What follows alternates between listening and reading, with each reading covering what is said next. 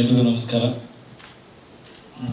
Yogaraj sir ಯಾವುದೇ cinema ಮಾಡಲಿ ಅಥವಾ ಯಾವುದೇ ಹಾಡು ಬರಲಿ ನನಗೆ ಕಳಿಸ್ತಾರೆ ಮೊದಲು. ಅದೇನೋ ಅವರು ಒಂದು ವಿಶೇಷವಾದ ಪ್ರೀತಿ ಇಟ್ಕೊಂಡಿದ್ದಾರೆ ನನ್ನ ಮೇಲೆ. ನಾನು ಸ್ವಲ್ಪ ಸ್ಟ್ರೈಟ್ ಫಾರ್ವರ್ಡು, ಚೆನ್ನಾಗಿದೆ ಅಂತೀನಿ, ಇಲ್ಲ ಅಂದರೆ ಡಬ್ಬ ಥರ ಇದೆ ಅಂತಲೇ ಹೇಳ್ತೀನಿ ಅವ್ರಿಗೆ. ಅವರು ಅಷ್ಟೇ ಸ್ಪೋರ್ಟಿವು. ಸೊ ಅದರಿಂದ ಪ್ರತಿ ಸಾಂಗು ಯಾವುದೋ ಒಂದು ಲೈನು ಎಷ್ಟೋ ಸಲ ಬೇರೆ ಸಿನಿಮಾದವ್ರು ಬೈಕೊಂಡಿರೋದು ಉಂಟು. ಇವರು ಹಾಡು ಬರೋದು ಎಲ್ಲ ಚೆನ್ನಾಗಿದೆ ಅಂತ ಹೇಳಿದ್ಮೇಲೆ ಸರ್ ಇದು ಯಾಕೋ ಲೈನ್ ಚೆನ್ನಾಗಿಲ್ಲ ನಿಮ್ಮ ಸ್ಟ್ಯಾಂಡರ್ಡ್ಗೆಲ್ಲ ಅಂತ ನಾನು ಹೇಳಿಬಿಟ್ರೆ ಸಡನ್ನಾಗಿ ಮತ್ತೆ ಸಿಂಗರ್ನ ಕರೆಸಿ ಆಡಿಸಿರೋ ಉದಾಹರಣೆಗಳು ಇದೆ. ಅವ್ರು ಬೈಕೋತಾರೆ ಅದನ್ನು ಕೇಳಿ, ಯಶ್ ಹಿಂಗೆ ಅಂತಿದ್ದ, ಅಯ್ಯೋ ಯಶ್ಗೆ ಏನು ಸರ್ ಹೇಳ್ಬಿಡ್ತಾರೆ ಈಗ ಮತ್ತೆ ಮಾಡಿಸ್ಬೇಕು ಅಂತ. ನಾನು ಯಾಕೆ ಕೇಳ್ತೀರ? ನಾನು ಕೇಳಿದ್ರೆ ನಾನು ಹೇಳ್ತೀನಿ ಹಿಂಗೆ ಒಪಿನಿಯನ್ನು, ಕೇಳದೇ ಇದ್ರೆ ನಾನು ಆರಾಮಾಗಿರ್ತೀನಿ ಅಂತ ನಾನು ಯಾವಾಗಲೂ ಅವ್ರಿಗೆ ಹೇಳ್ತೀನಿ. ಬಟ್ ಆ ಒಂದು ಸ್ನೇಹ ಇದೆ, ಅದ್ರ ಮೇಲೆ ಅವರಿಂದ ನಾನು ತುಂಬ ಕಲ್ತಿದ್ದೀನಿ.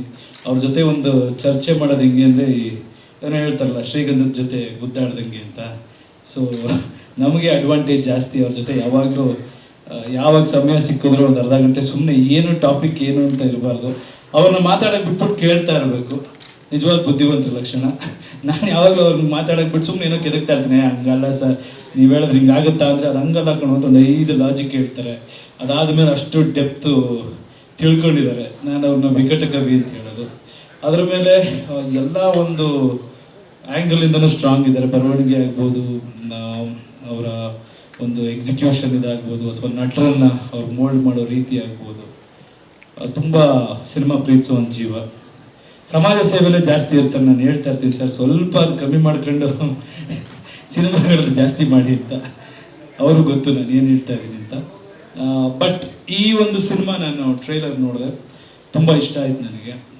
ತುಂಬ ಆ್ಯಕ್ಷನ್ ಇದೆ, ಸ್ಪೆಷಲಿ ಹೀರೋ ತುಂಬ ಚೆನ್ನಾಗಿ ಮಾಡಿದ್ದಾರೆ, ಚೆನ್ನಾಗಿ ಕಾಣಿಸ್ತಿದ್ದಾರೆ, ಕಾನ್ಫಿಡೆಂಟ್ ಆಗಿದ್ದಾರೆ ಹೀರೋ ಹೀರೋಯಿನ್ ಇಬ್ಬರು.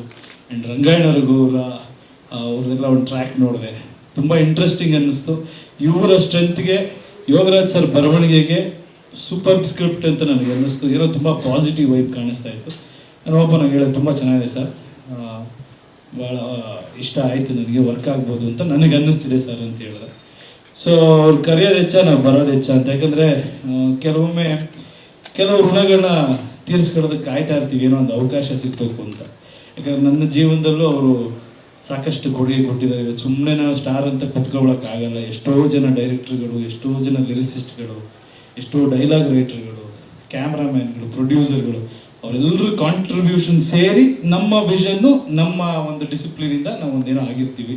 ಅದರಲ್ಲಿ ಯೋಗರಾಜ್ ಸರ್ ಕೊಡುಗೆ ನನ್ನ ಗ್ರೋತಲ್ಲಿ ತುಂಬ ದೊಡ್ಡ ಮಟ್ಟದಲ್ಲಿದೆ. ಯಾಕಂದರೆ ಯಾವಾಗ ಎಲ್ಲೋ ಒಂದು ತಗಲಾಕೊಂಡ್ವಿ, ಯಾವುದೋ ಒಂದು ಸಾಂಗ್ ಬರ್ತಾ ಇಲ್ಲ ಅಥವಾ ಏನೋ ಒಂದು ಇದೆ ಅಂದರೆ ಫಸ್ಟ್ ಫೋನ್ ಹೊಡೆಯೋದೆ ಅವ್ರಿಗೆ. ಆಮೇಲೆ ಎಲ್ಲಿದ್ರು ಏನು ಮಾಡ್ತಿದ್ರೆ ಅದೆಲ್ಲ ಗೊತ್ತಿಲ್ಲ ಸರ್, ಅರ್ಜೆಂಟಾಗಿ ಬನ್ನಿ ಸರ್ ಸಿಗ್ಬೇಕು ನೀವು ಅಂದ ತಕ್ಷಣ ಆಯ್ತಪ್ಪ ಅಂತ ಬರ್ತಾರೆ. ಬಂದು ಎಲ್ಲ ನಮಗೆ ಸೊಲ್ಯೂಷನ್ಗಳು ಕೊಡ್ತಾರೆ. ಸೊ ಅವ್ರ ಋಣ ಹೆಂಗೆ ತೀರ್ಸೋದು, ಹೆಂಗೂ ತೀರ್ಸೋಕ್ಕಾಗಲ್ಲ. ಈ ಥರ ಯಾವಾಗಲೂ ಕೇಳಿದಾಗ ನಾವು ಪ್ರೀತಿಯಿಂದ ಬರ್ತೀವಿ. ಏನು ನಮ್ಮಿಂದ ಏನು ಆಗಬೇಕಾಗಿಲ್ಲ, ಅವರೇ ದೊಡ್ಡ ಹೆಸರು, ಬಟ್ ಅವ್ರ ಪ್ರೀತಿಯಿಂದ ಕರೀತಾರೆ. ಒಂದು ಮೊಮೆಂಟ್ ಥರ ಇದು. ಖುಷಿಯಾಗಿ ಎಲ್ಲರೂ ಸೇರೋ ಒಂದು ಅವಕಾಶ.